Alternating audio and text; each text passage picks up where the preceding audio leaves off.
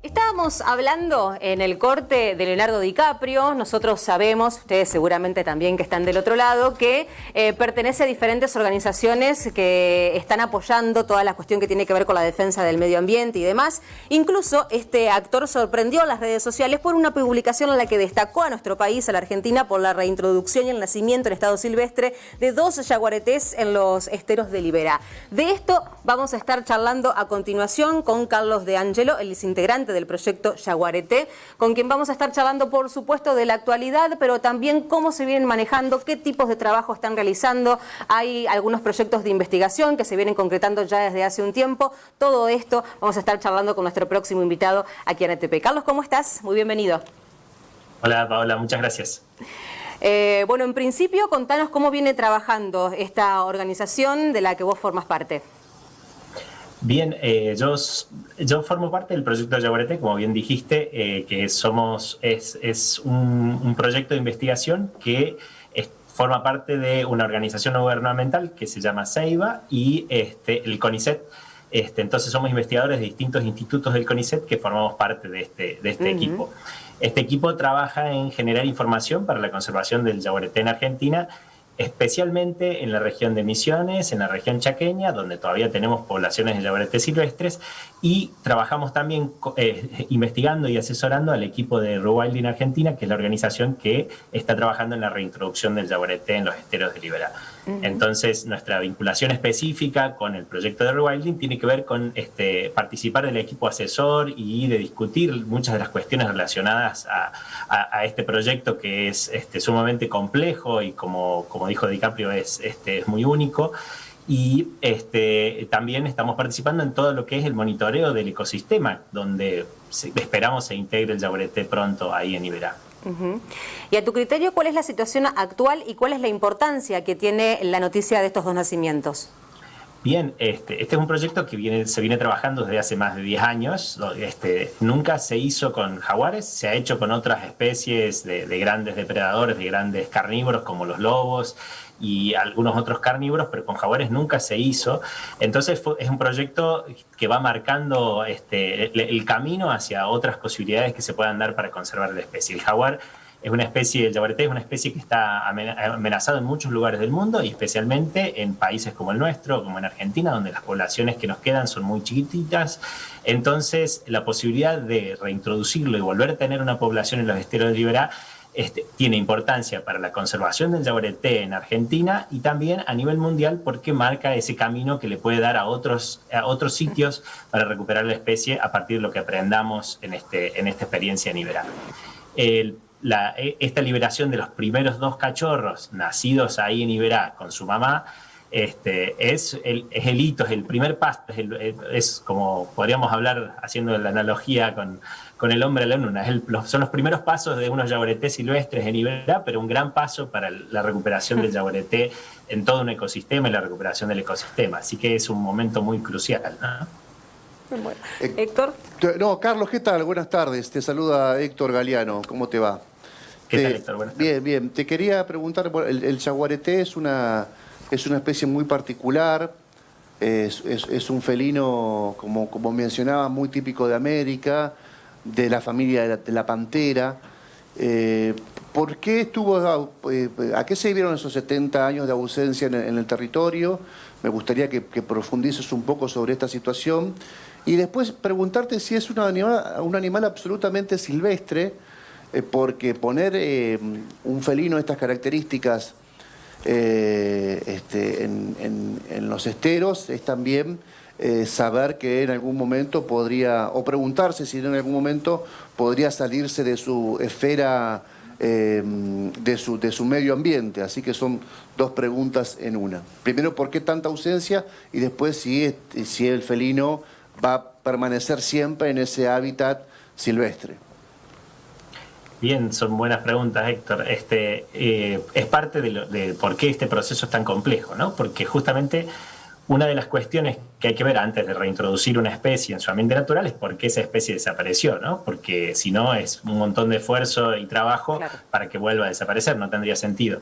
Y el yaguareté en la provincia de Corrientes, bueno, el yaguareté habitaba en Argentina hasta el norte de la Patagonia con seguridad, es decir, en muchas provincias, Santa Fe, Córdoba, provincia de Buenos Aires, provincia de La Pampa, tenían yaguareté.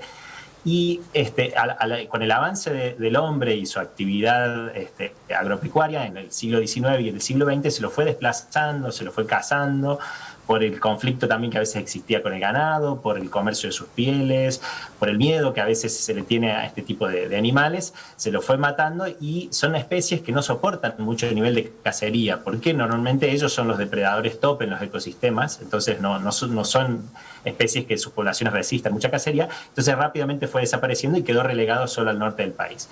Eso le pasó en los esteros de Liberá también. En los esteros de Liberá había una población importante de gente, de población rural, había comercio de pieles, había todo un sistema de ganadería en los esteros mismos, que era lo que llevaba a que el yaguareté, que aparentemente era abundante en esa región, fue siendo cazado hasta que fue eliminado completamente. Creemos que los últimos fueron eliminados alrededor de los años 50, 1950 y algo en los esteros de Liberá.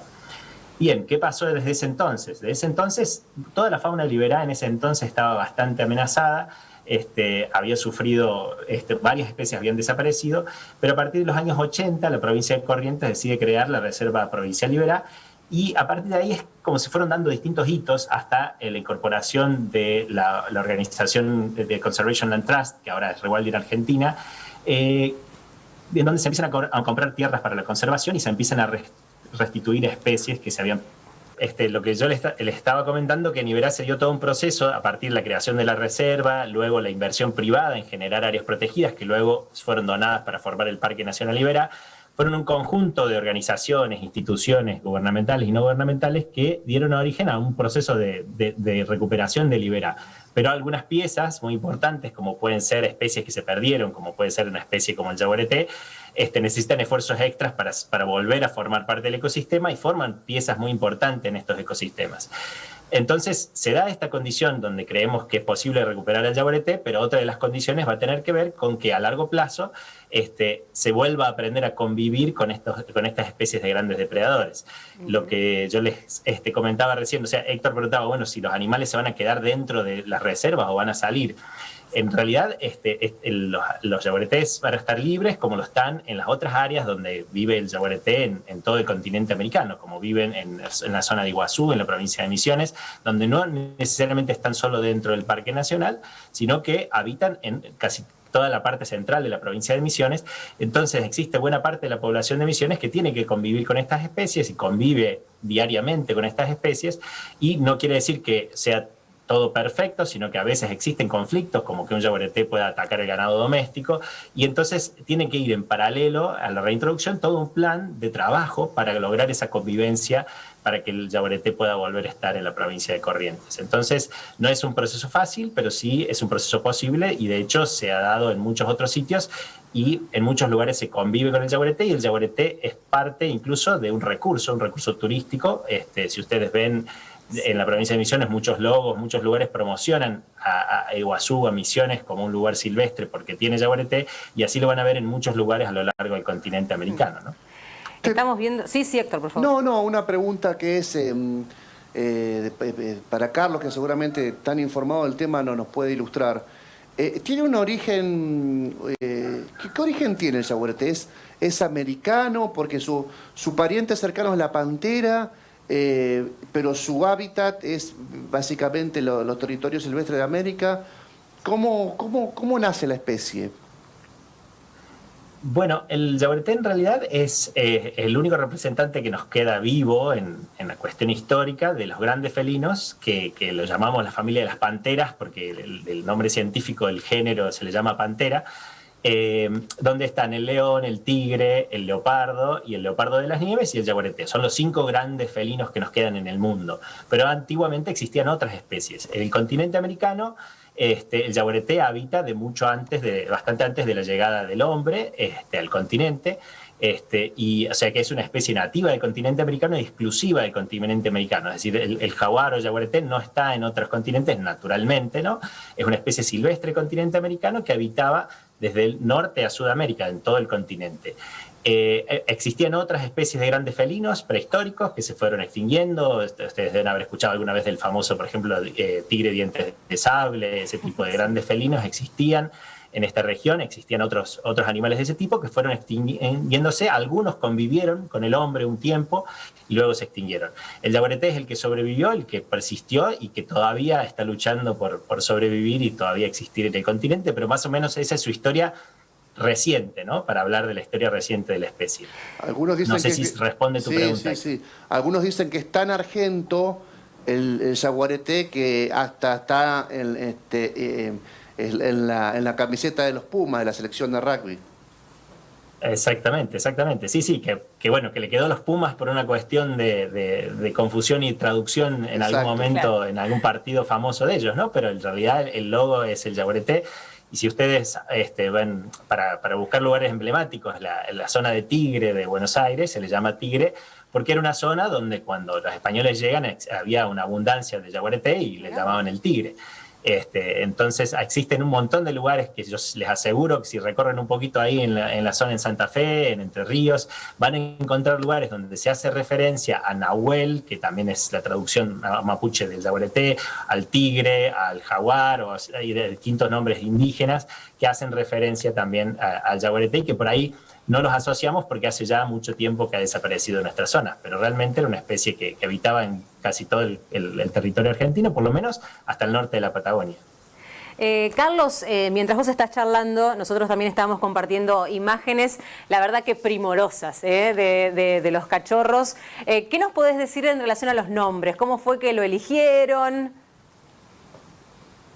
Sí, bueno, eso lo llevó adelante, entiendo, la Fundación Rewilding Argentina a través de sugerencias de nombre y en general con nombres en guaraní, porque el guaraní todavía está muy arraigado en la provincia de Corrientes. Afortunadamente, mucha gente de Corrientes todavía habla el guaraní, entonces es muy lindo que esos nombres hayan ido quedando en guaraní con distintos significados. Entonces de ahí vienen estos nombres de los cachorros, a partir de consultas de gente que fuera sugiriendo ideas y que tuvieran muchas veces ese significado en relación a la vida de estos pequeños yaguaretés que van marcando el camino para la población, ¿no? Ahí en el lugar. Caray, si no los digo mal, vos me decís cualquier cosa. Sí, Caraí yo soy muy bueno en el guaraní, así que... Sí, Caraí y Porá. Caraí y Porá es el nombre de estos cachorritos, los hijos de Marihuá. Ellos son los primeros y ahora hace poquito nació otra camada más que posiblemente sigan el mismo camino, de Yuruna, que es otra hembra que está en el centro de cría ahí en San Alonso. Ahí hay 2 cachorritos más 2 cachorros más que habían nacido anteriormente, hijos de Tania, que esa sí es una yaguareté argentina. Las otras son hembras que han venido de Brasil. Porque tampoco ha sido fácil conseguir buenos ejemplares parentales para poder tener estos cachorros, ya que hay que tener mucho cuidado con qué individuos se cruzan con qué, que tengan buen estado reproductivo y todo ese tipo de cosas. Claro. Así que ha sido un proceso complejo todo de formar los parentales para tener estos cachorros que van siendo liberados, ¿no? ¿Tienen datos en relación a la población total en nuestro país?